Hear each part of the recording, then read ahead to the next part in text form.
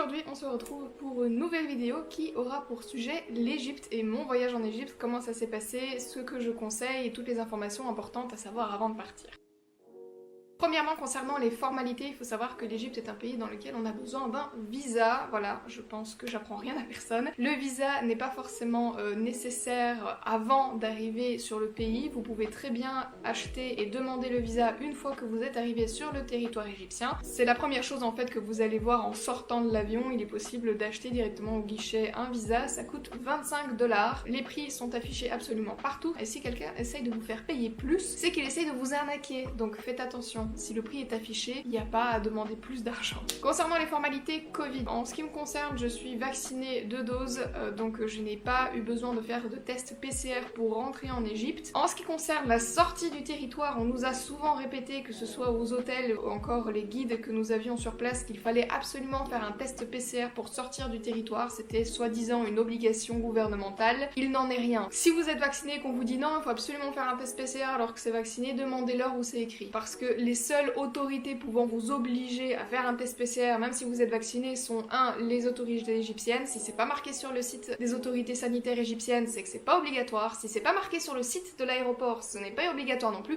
Et si ce n'est pas écrit sur le site de votre compagnie aérienne, c'est sûrement que c'est du bullshit. C'est un petit peu ce qui m'a dérangé en Égypte, c'est que c'est assez compliqué de savoir en fait si on vous arnaque ou pas et si on veut juste vous tirer du pognon tel une vache à lait. Faut quand même avouer que c'est une réalité. En tout cas, c'est vraiment un sentiment que j'ai eu sur place. Et on essaye de vous faire croire des trucs pour pouvoir soi-disant vous faire payer un test PCR qui coûte 100 € d'ailleurs, parce que c'est obligatoire, même si vous êtes vacciné. C'est totalement faux, enfin en tout cas nous on n'a pas eu de problème. Et il faut savoir aussi que certains guides et certains hôtels sont de mèche avec certains hôpitaux privés ou quoi que ce soit, donc en fait la personne vient à l'hôtel, vous fait le test et ensuite repart. Vous payez bien évidemment l'argent à l'hôtel, et soyons réalistes, si c'est pas un moyen de se graisser la patte, je ne sais pas ce que c'est. En ce qui nous concerne, que ce soit Egyptair ou Lufthansa, à chaque fois nous ont demandé de remplir en fait un formulaire et de télécharger sur le site internet notre certificat de vaccination pour vérifier que tout était en ordre. Après avoir fait une petite analyse, Lufthansa nous a renvoyé un message pour nous dire que tout était ok et qu'on n'avait pas besoin de faire de test PCR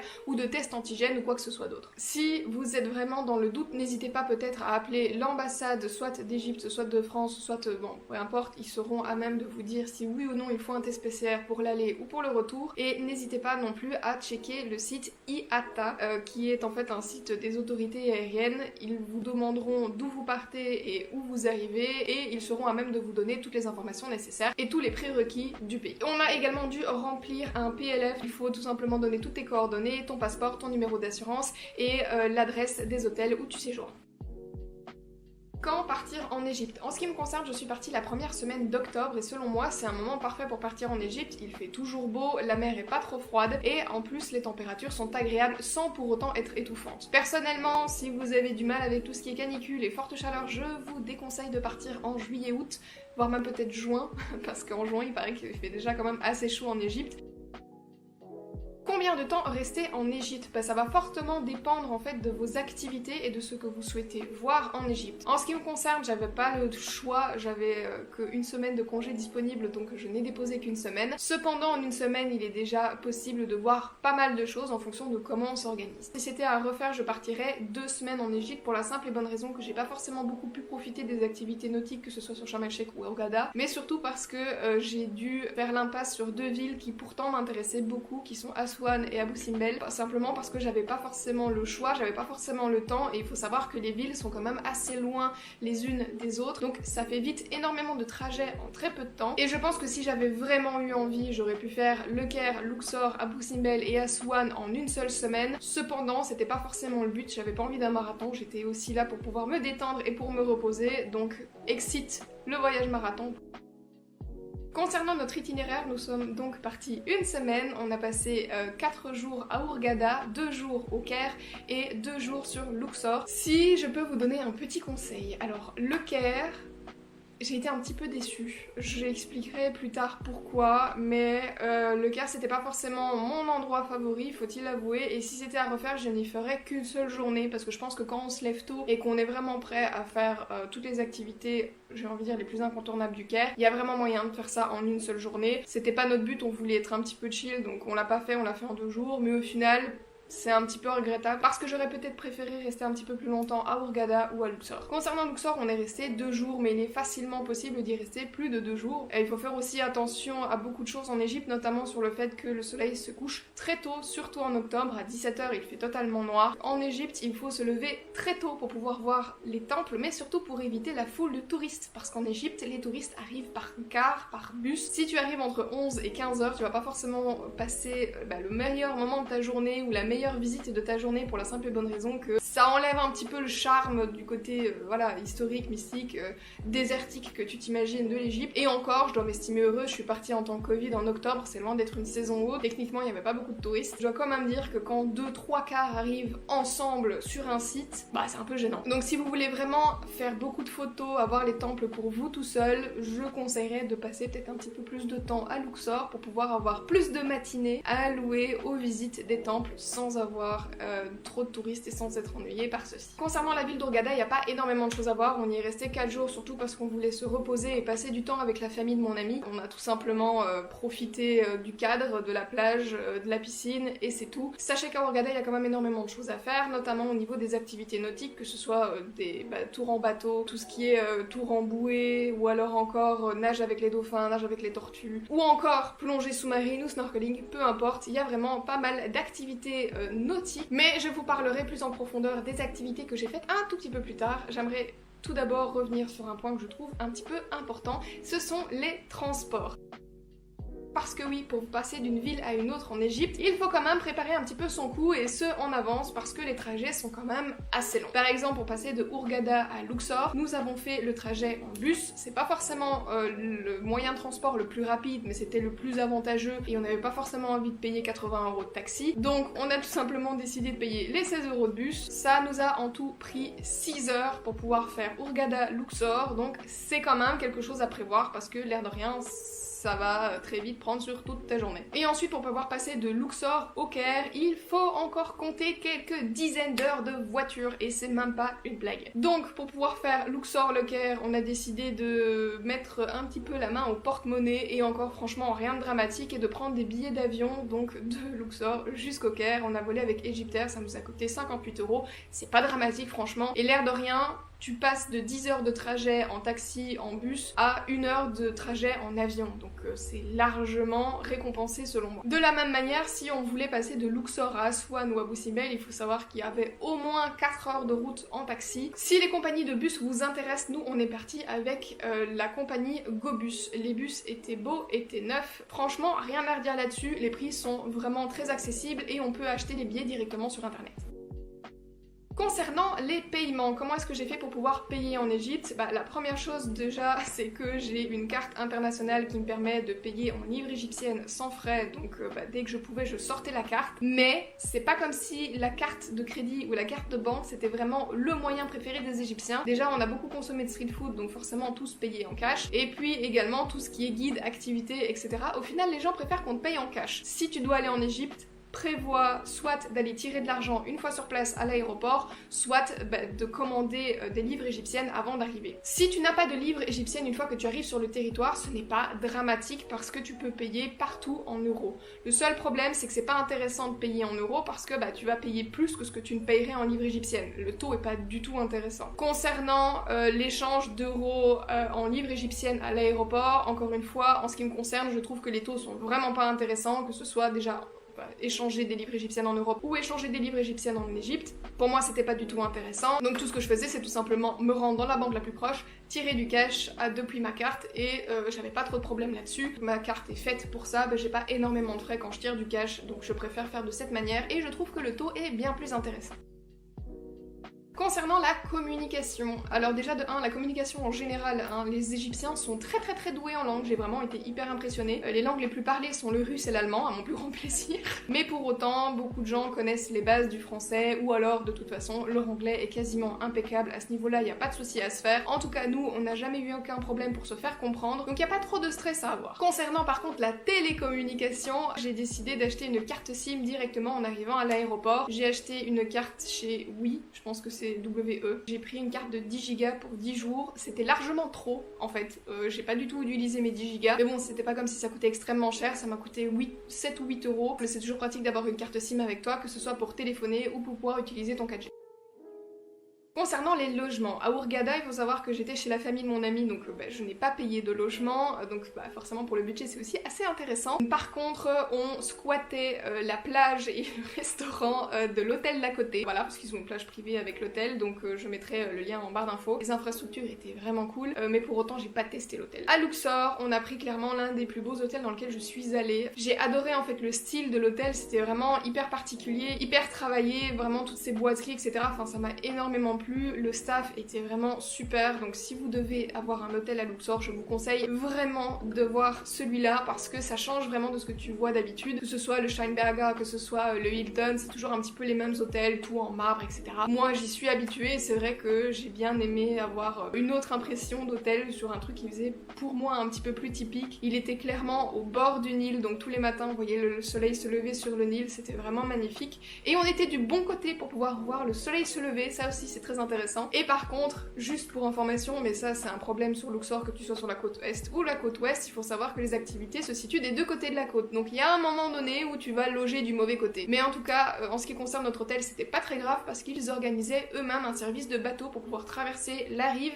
et donc du coup c'était pas un problème. Et ce service de bateau en plus était compris dans le prix de l'hôtel, donc que demande le peuple. Concernant le Caire, alors pour le Caire j'ai voulu économiser un petit peu d'argent, je dois l'avouer, et je n'ai pas pris l'hôtel qui était juste en face du Sphinx de Gizeh, pour la simple et bonne raison que les prix étaient un petit peu excessifs selon moi pour l'Égypte. Donc c'est un super bel hôtel, super location.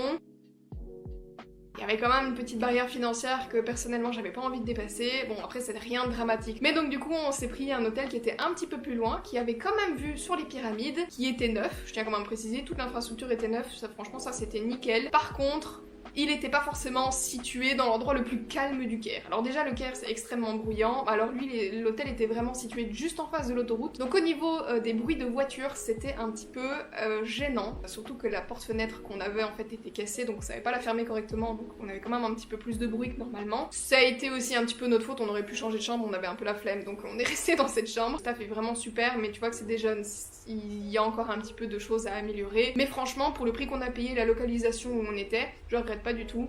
Je dors en plus avec des boucliers, donc à terme ça m'a pas gêné. Je préfère le préciser. L'hôtel est cool, l'hôtel est pas cher, l'hôtel est pas loin de Gizeh, et ça c'est cool quand tu dois arriver à 7h du matin sur le site pour éviter les touristes, parce que oui, la circulation au Caire c'est un enfer. Je le recommande pour les petits budgets, mais si tu as un budget un petit peu plus intéressant, exploiter, peut-être juste préférer le Marriott ou tout autre hôtel qui sera vraiment sur le site de Gizeh. Concernant les activités, comme je l'ai dit, Hurghada est vraiment spécialisé dans tout ce qui est activité nautique, j'en ai testé aucune, donc je vais pas forcément conseiller l'une ou l'autre, mais en tout cas tout ce qui est nage avec les dauphins et plongée, je ne peux que conseiller, et j'y retournerai sûrement pour pouvoir tester ça moi-même. Concernant Luxor, donc nous y avons passé 2 jours et c'était largement suffisant pour voir tout ce qu'on avait envie de voir et de faire tout ce qu'on avait envie de faire. Première activité qui est pas forcément une visite et que l'on a fait, ça a été le tour en montgolfière. C'était quelque chose sur lequel j'avais un petit peu peur parce que vu comment ils conduisent en Égypte, soyons réalistes, j'avais un petit peu peur de voir comment ils volaient. J'ai longuement hésité avant de dire oui pour la montgolfière, mais au final, vu qu'il n'y a pas beaucoup de touristes, ils font des prix spéciaux pour l'instant pour les montgolfières, c'était 35 € je pense au lieu de 80. Donc c'était vraiment hyper intéressant et au final je regrette pas du tout de l'avoir fait, c'était vraiment une super expérience. Tu vas faire ton tour en montgolfière avec le lever du soleil, que demande le peuple en fait. Et c'est vraiment hyper joli parce que tu vois tout le côté en fait du Nil qui est très vert et ensuite tu te retournes pour voir un petit peu le côté désertique avec tous les temples. Je le recommande à 100%. Et en ce qui nous concerne, on est parti avec Magic Horizon. J'ai gardé le papier juste pour pouvoir avoir le nom. Franchement, top. Aucun truc à redire là-dessus. Ensuite, nous avons également fait une balade en felouk sur le Nil le dernier jour pour pouvoir en fait tout simplement assister au coucher de soleil et profiter d'un repas typiquement égyptien sur la felouk. Ça, c'est quelque chose que je recommande vraiment parce que c'est toute l'ambiance en fait. Je pense que c'est une expérience à vivre en Égypte. Alors concernant les visites que nous avons fait, comme je l'ai dit, déjà de 1, il faut se lever très tôt pour éviter les touristes. Mais il y a certains sites qui sont un petit peu moins populaires et que vous pouvez largement visiter sur le temps de midi. Je pense notamment au village des ouvriers qui s'appelle également Der El Medina. C'est pour moi l'un des coups de cœur que j'ai eu à Luxor. Voilà, c'était en fait, comme son nom l'indique, un village d'ouvriers et on y trouve des tombeaux et des temples qui sont encore dans un état franchement impeccable. Les couleurs sont encore hyper vives et c'est hyper impressionnant. Et en plus ça coûte même pas extrêmement cher, c'était 100 livres égyptiennes. Donc franchement l'un des tickets qu'on a payé le moins cher sur tout ce séjour en Égypte et je ne peux que vous le recommander. C'était vraiment un gros coup de cœur. Et en plus vous pouvez vraiment le faire sur le temps de midi parce que vu que c'est pas un site qui est extrêmement connu, bah y a pas trop de touristes donc ça c'est vraiment cool. Ensuite on a fait le temple de Medinet Habu. Ça aussi ça a été un petit coup de cœur. C'est un temple qui est un petit peu moins prisé parce que je pense un petit peu moins connu, même s'il commence à le devenir de plus en plus parce que beaucoup de blogs et beaucoup de vlogs en parlent. Bah en fait c'est normal parce que c'est vraiment un super endroit, un super site. Il y a vraiment beaucoup de styles différents à l'intérieur. On a vraiment les colosses, on a vraiment les colonnes. Les gravures sont encore dans un super bêta et franchement, que dire de plus? Genre je pense que je vais passer mon temps à dire que c'était vraiment superbe, mais c'était le cas et c'était encore une activité qui coûtait pas très cher. Ensuite nous sommes allés au temple de Karnak. C'est forcément, je pense, le temple le plus connu. C'est celui avec ses grands pylônes et tous ceux qui traînent sur Instagram ont sûrement vu ce temple passer. Bien évidemment, c'est un temple également qui m'a beaucoup plu. Je conseille d'y aller en après-midi, voire slash fin d'après-midi parce que le soleil en fait se couche et te donne de très jolies couleurs sur les différents pylônes. Ça dore vraiment tout le site et je pense que ça vaut la peine d'y passer en fait en milieu d'après-midi. Nous en ce qui nous concerne, même si c'est un temple qui était hyper connu, il n'y avait pas énormément de touristes comparé à d'autres visites qu'on a faites. Donc milieu d'après-midi ça a l'air d'être un bon moment, tout en sachant bien évidemment que le soleil se couchant à 17h, milieu d'après-midi ça commence à être le sunset, hein, donc faut vraiment faire attention au timing. Et ensuite, dernière activité de cette journée, nous avons fait le temple de Luxor. Et le temple de Luxor, soyons réalistes, c'est pas le temple le plus impressionnant que j'ai vu. Déjà de 1 on a vu beaucoup de temples, donc je pense que voilà, au bout d'un certain temps, tu t'habitues un petit peu au truc, mais Luxor, par rapport à Karnak, par rapport au temple de Medinet Habu, c'était pas celui qui m'a le plus impressionné. Oui, il était cool, mais ce que j'ai vraiment apprécié en fait au temple de Luxor, c'était de le voir en début de soirée, parce que les couleurs étaient vraiment extraordinaires. Il faut savoir qu'il y a un show lumière et son la nuit. Tu peux vraiment voir en fait le soleil qui se couche derrière les colonnes du temple, et c'est ce qui rend le site un petit peu magique en fait. C'est toutes ces couleurs qui changent sur les façades. Le fait de voir la nuit se lever et d'avoir les lumières qui s'illuminent au fur et à mesure en fait dans le temple, c'était vraiment ça en fait qui m'a fait apprécier cette expérience. Donc si tu veux faire le temple de Luxor, je te conseille vraiment de le faire vraiment en fin de journée, à tout petit peu avant que le soleil se couche, encore une fois pour pouvoir profiter d'une ambiance qui est quand même très différente de la pleine journée, parce que je pense qu'en pleine journée c'est pas forcément aussi intéressant. Ou alors peut-être très tôt le matin quand le soleil se lève et pareil tu as très jolie couleur, mais vu qu'il y a un son et lumière, autant je pense y aller le soir. Ensuite, deuxième journée à Luxor, nous avons fait la vallée des rois et le temple d'Hatchepsout, et ensuite on a fait notre balade en Foulouk, donc on n'a rien fait le reste de la journée. Concernant le temple d'Hatchepsout, j'ai été un petit peu déçue. Je pense que c'est lié au fait qu'on est arrivé en même temps que 3/4 de touristes, donc en fait tu sais pas forcément apprécier la beauté des lieux et la beauté du temple. Il y avait des gens absolument partout, c'était devenu une fourmilière le truc, c'était pas forcément cool pour pouvoir prendre des photos, c'était pas forcément j'ai envie de dire la meilleure constellation pour apprécier la grandeur du bâtiment. Donc oui, à ce niveau-là j'ai été un petit peu déçue du temple. Faudrait vraiment le faire genre très tôt au matin. D'où la nécessité d'avoir des matinées de prévues à Luxor. Après, dans l'intérieur du temple, avec tout ce que j'ai vu le jour d'avant, je dois avouer que c'était pas non plus le temple qui m'a transcendé concernant l'intérieur. Pour moi c'était pas vraiment le truc à voir absolument. Cela dit, c'est un temple en fait qui est tout en haut de Luxor et qui te permet d'avoir une très jolie vue sur la ville. Encore une fois, peut-être que si je l'avais visité sans touristes, ça m'aurait peut-être beaucoup plu. Et ensuite, en dernière visite, nous avons fait la vallée des rois. Alors la vallée des rois, c'est un petit peu l'arnaque aux touristes, très clairement. Il faut savoir qu'en fait, il y a plusieurs types de billets pour pouvoir visiter de plus en plus de tombes. Donc le premier billet, c'est 3 tombes. Puis ensuite, tu peux payer de plus en plus pour pouvoir avoir accès à plus de tombes. Est-ce que ça vaut vraiment le coup de prendre plus que 3 tombes? Selon notre guide, non. Et selon beaucoup d'avis que j'ai lus sur internet ou encore dans le Routard, non plus. Quelle tombe on a fait? Ben en fait, tout simplement, j'ai fait les recherches et je m'en souviens plus. Donc j'ai envoyé un message à mon guide pour qu'il me rappelle les tombes qu'on a faites et je mettrai ça en description. C'est fini pour Luxor. Ensuite, en ce qui concerne le Caire, ben bien évidemment, hein, nous avons fait le centre-ville. On n'a pas vu beaucoup. J'aurais voulu voir beaucoup plus que ça, mais on est tombé sur un jour férié. Il y avait énormément de monde dans les rues, énormément de circulation et je me suis vite sentie oppressée, donc j'ai coupé court à la journée. Mais pour résumer, on a fait la citadelle, on a fait la mosquée de Mohamed Ali, on a fait le marché de Canal Khalili et on a également fait la rue Fatimi. Je voulais également faire la rue Mouiz, mais je l'ai pas faite pour la simple et bonne raison que j'étais fatiguée de cette journée. J'avais envie de rentrer à l'hôtel, donc on l'a pas faite. Après, j'ai vu le marché de Canal Khalili, j'ai vu la rue Fatimi, je pense que ça se vaut entre guillemets et c'est des activités que bien évidemment je vous conseille parce que même si on n'est pas arrivé au bon moment et qu'il y avait beaucoup de gens, ça reste des rues qui sont hyper jolies et que ce soit pour les petites échoppes ou que ce soit pour les mosquées à gauche et à droite, franchement je trouve le cadre vraiment magnifique, donc je ne peux que le conseiller. Ensuite on a également fait le musée du Caire pour voir tout ce qui est objets un petit peu anciens, pour pouvoir vraiment voir les momies aussi, ça a été hyper intéressant et franchement je vous invite à le faire et surtout d'avoir un guide parce que vous êtes au moins capable d'avoir les explications et les différentes petites choses que vous n'auriez pas su si vous n'étiez pas venu avec un guide. Donc le musée du Caire, franchement c'était bien, c'était malheureusement en construction, enfin en déménagement au moment où on est arrivé parce qu'il y a un nouveau musée qui va ouvrir un peu plus proche du site de Gizeh il me semble, donc il y avait beaucoup de choses qui n'étaient plus là, mais pour autant on a quand même pu voir pas mal de choses et c'était vraiment assez intéressant. Et ensuite pour notre dernière journée, nous avons fait bien évidemment le site de Gizeh. Alors on s'est levé très tôt pour encore une fois éviter les cartes des touristes parce que c'était pas vraiment le but d'être dans cette vague touristique. Donc du coup on est allé là-bas à l'ouverture du site, c'est-à-dire à 7h30 et à 7h30 honnêtement il n'y a pas encore beaucoup de gens sur le site, on a pu monter sur les pyramides tranquillement et ensuite après les pyramides de Gizeh on est directement allé à la pyramide de Dachour, donc qui est une pyramide un petit peu plus à l'extérieur et qui est un petit peu plus ancienne également et je vous recommande vivement de le faire. Déjà de 1 parce que vous pouvez rentrer dans la pyramide gratuitement, enfin gratuitement.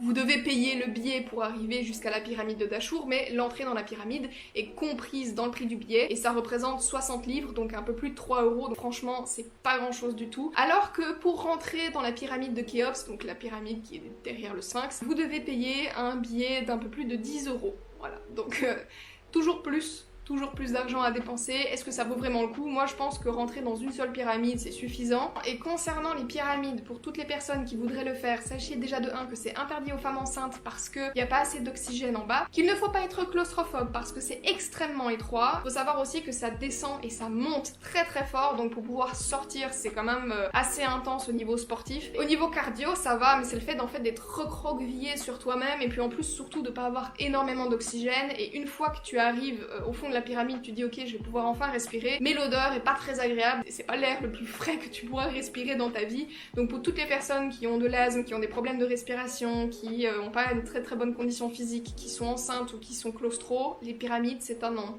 Vous pouvez les voir de l'extérieur, mais vous rentrez pas à l'intérieur. Nous, on est rentré dans la pyramide de Dachour. C'était déjà de 1 mieux parce que y avait pas beaucoup de touristes, donc forcément tu pouvais descendre à ton aise, mais c'est surtout parce que vraisemblablement, pour avoir parlé avec des gens qui ont fait les deux, elle est plus facile au niveau claustrophobie et au niveau physique que la pyramide de Khéops. Concernant les guides, parce que c'est une question qu'on m'a souvent posée sur Instagram et donc du coup je tiens quand même à y répondre. Donc oui, nous avons fait appel à des guides sur place, nous avons eu un guide à Luxor et au Caire. Pour la simple et bonne raison déjà de 1 que nous partions à 2, nous étions 2 filles, 2 blondes en plus. J'avais un petit peu peur de la sécurité sur place, surtout que faut quand même avouer que beaucoup de gens dépeignent l'Égypte comme un pays qui est dangereux pour les femmes. Donc j'avais un petit peu peur de partir sans guide. Puis je me suis dit que franchement les guides c'est pas non plus ce qui coûte le plus cher en Égypte, ça reste un budget, mais comparé à d'autres pays franchement je trouve que c'est pas encore un budget si énorme que ça. Et au final je regrette pas du tout d'avoir pris un guide parce que c'est ce qui a rendu notre expérience vraiment inoubliable. On était vraiment dans l'ambiance, ils expliquaient absolument tout. Je trouve que c'est vraiment différent d'avoir une histoire qui est racontée plutôt que d'être lue dans un livre ou dans un guide. Même si j'aime beaucoup le guide du routard et les explications, je trouve que c'est totalement différent parce qu'ils étaient là pour répondre à nos questions, pour nous raconter aussi des anecdotes qu'on n'aurait pas pu savoir. Et puis aussi il faut quand même avouer avouer que dans les souks, on était très souvent assaillis par les vendeurs. C'était pas forcément méchant, attention, je parlerai de la sécurité un petit peu plus tard, mais il n'y a pas beaucoup de touristes en Égypte pour l'instant, donc dès qu'il y en a, ils se darent dessus, et c'est pas forcément un sentiment très agréable quand tu es appelé, crié par plein de gens dans un endroit aussi petit que les souks, parce que les souks c'est quand même l'air de rien assez étroit. Et c'est vrai que le fait d'avoir un guide, bah déjà ça te donne un petit peu plus de confiance en toi,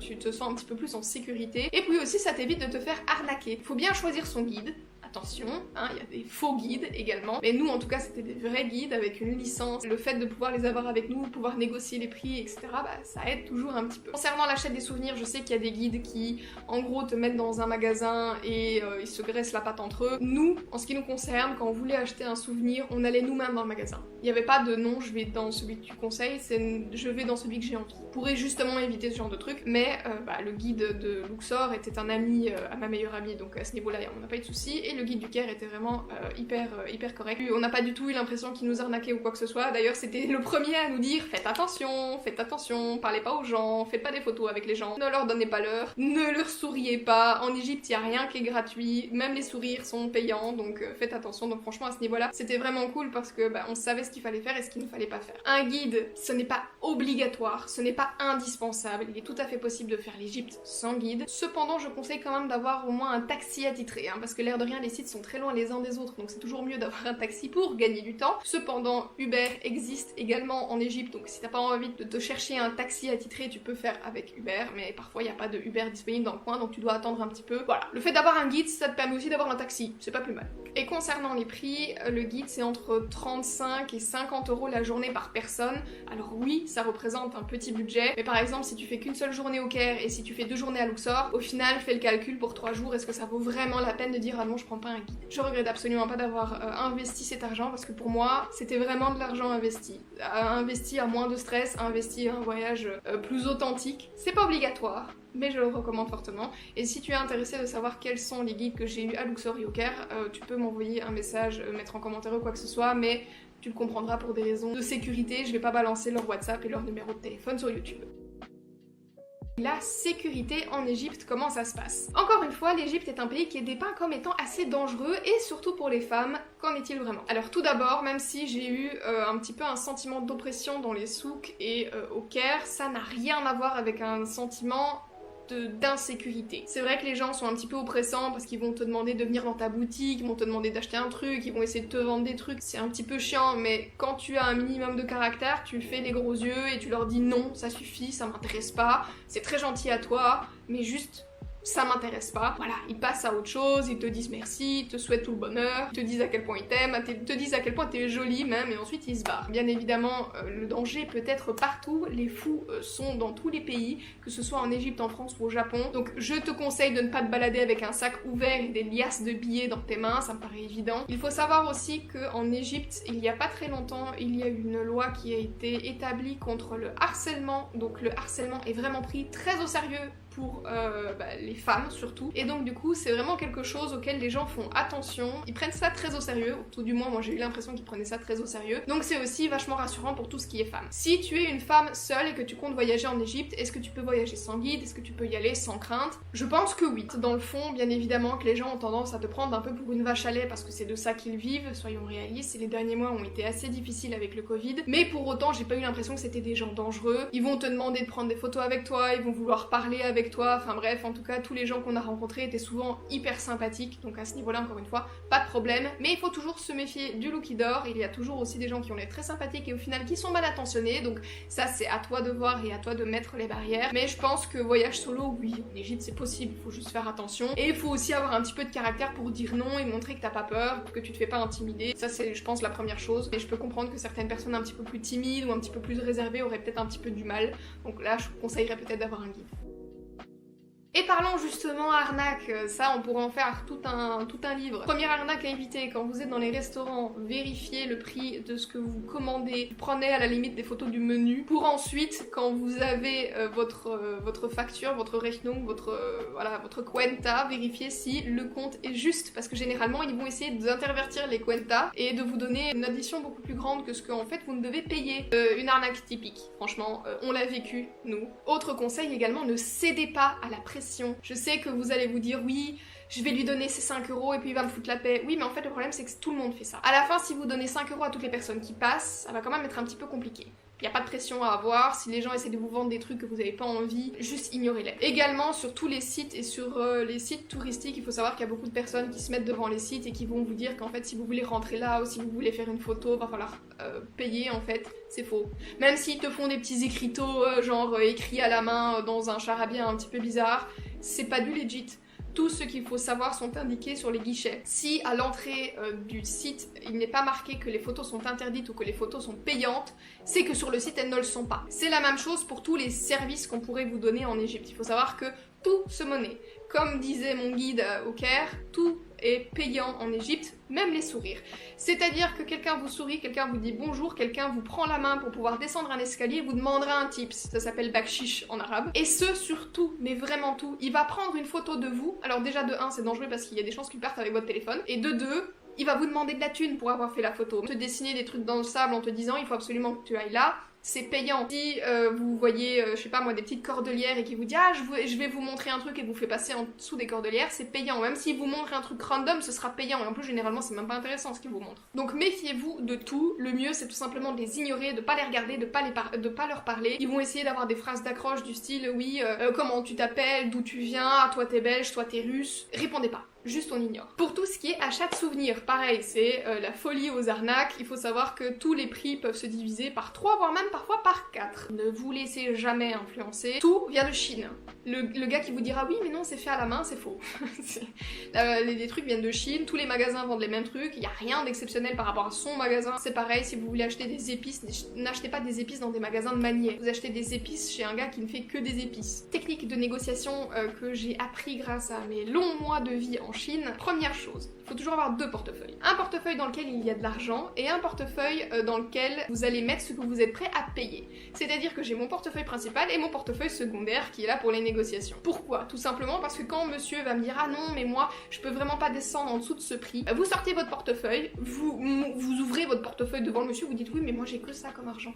Et généralement ça fonctionne. C'est la même chose si vous voulez négocier un prix, sachez que vous n'êtes pas obligé de négocier toujours, de réenchérir. Moi je réenchéris jamais. Je dis le prix que je veux. Parfois je me laisse une toute petite marge, mais généralement je me laissais une marge de quoi 50 livres, c'est pas non plus une marge énorme. Si le gars ne descendait pas assez à mon goût, bah tout simplement je lui disais c'est vraiment très gentil de votre part, je suis vraiment désolée mais pour moi c'est au-dessus de mon budget. Vous reposez l'article, vous tournez les talons et vous quittez la boutique. Et comme par hasard, le gars vous dira non mais allez, t'es un ami à moi, je te le fais au prix que tu veux. Voilà. Donc comme quoi la négociation c'est pas très difficile en vrai. Il suffit juste de montrer que tu es déterminé, tu sais de quoi tu parles et généralement, à moins que vraiment le prix que tu as donné soit vraiment très indécent, la personne te dira ok c'est bon, tu peux acheter.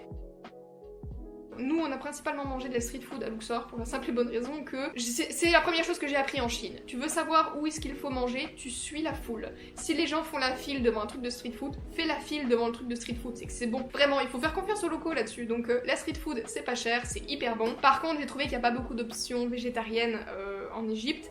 J'ai mangé beaucoup de fruits et j'ai mangé beaucoup de légumes, ce qui n'est pas forcément à faire parce que les fruits et les légumes sont nettoyés avec l'eau de l'évier en fait. Et l'eau de l'évier en Égypte n'est pas potable, tout comme en Russie, tout comme en Chine, tout comme en Afrique en général, ce qui signifie que quand tu as un estomac un petit peu capricieux, bah tu peux vite tomber malade. Et ça c'est quelque chose qu'on aimerait éviter. Quand vous prenez à boire et que vous voulez une boisson fraîche, demandez une boisson qui est fraîche mais pas avec des glaçons à l'intérieur parce que pareil les glaçons sont sensiblement contaminés avec de l'eau de l'évier. Pour toutes les personnes qui ont des problèmes de gencives, des infections ou quoi que ce soit et qui sont vraiment très sujettes à des problèmes, des aftes ou quoi, ne vous lavez pas les dents avec l'eau de l'évier. Nettoie-toi les dents avec de l'eau en bouteille. Je sais que ça fait un petit peu mal de dire je vais utiliser une bouteille en plastique pour me laver les dents. Le fait que tu utilises l'eau de l'évier ne signifie pas que tu vas forcément tomber malade. Enfin moi en Chine j'ai eu parfois de temps en temps des aftes. Je savais bien qu'à ce moment-là, juste parce que je saignais ou quoi que ce soit, je prenais pas de l'eau de l'évier, je prenais de l'eau en bouteille. Et les hôtels fournissent des bouteilles d'eau gratuitement.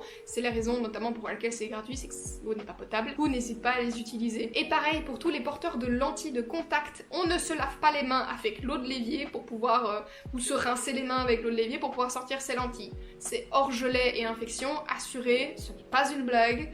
J'ai eu le cas en Russie, c'est pas marrant, donc juste vous utilisez du sérum physiologique ou de l'eau en bouteille. Mais rien d'autre.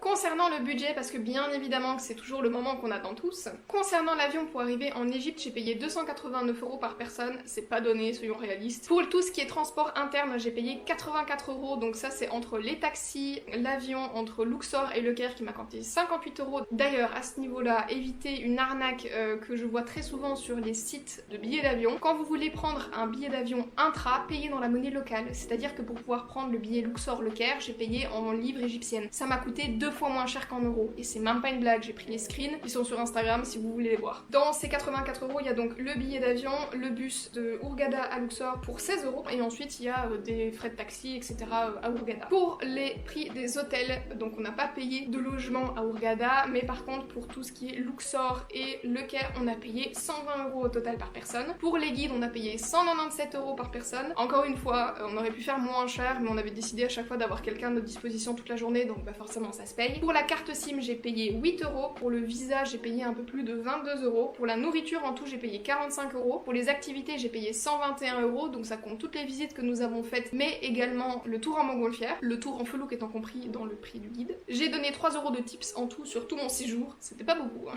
La meuf un peu radine quand même. Et j'ai payé 22 € de souvenirs, ce qui me fait un total de 911 € par personne pour 10 jours de voyage en Égypte. Petit bilan, ce voyage a vraiment été extraordinaire. J'avais un petit peu des craintes en arrivant là-bas, que ce soit pour la sécurité, pour les arnaques, etc. Mais au final, j'ai pas du tout été déçue, j'ai vraiment été émerveillée. J'ai encore du mal à croire que j'étais vraiment là-bas et que j'ai vu des choses aussi anciennes. Enfin, c'est une construction qui date il y a des millénaires. C'est vraiment une ambiance incroyable. C'était vraiment, je pense, un super bon moment pour y aller aussi parce qu'il y avait pas trop de touristes, il faisait encore super beau. Ça a été vraiment un voyage extraordinaire. Pour toutes les personnes qui hésitent à partir en Égypte, mais genre juste foncez. Ça a fait un petit peu peur, mais au final, l'expérience a été incroyable. Donc je le regrette absolument pas. J'y retournerai à coup sûr, ça c'est sûr et certain, pour pouvoir justement voir Aswan et Adou Simbel. C'est clairement un de mes voyages coup de cœur, donc je ne peux que vous le recommander. Cette vidéo se termine ici, je pense qu'elle est largement assez longue parce que je vois au retour caméra qu'elle fait 69 minutes, donc je vais avoir du taf pour monter. J'espère en tout cas que ce guide a été le plus complet possible, et si vous avez encore des questions, n'hésitez pas à les poser en commentaire ou sur Instagram, j'y répondrai avec plaisir. En attendant, on se retrouve la semaine prochaine pour une nouvelle vidéo. À très bientôt, ciao.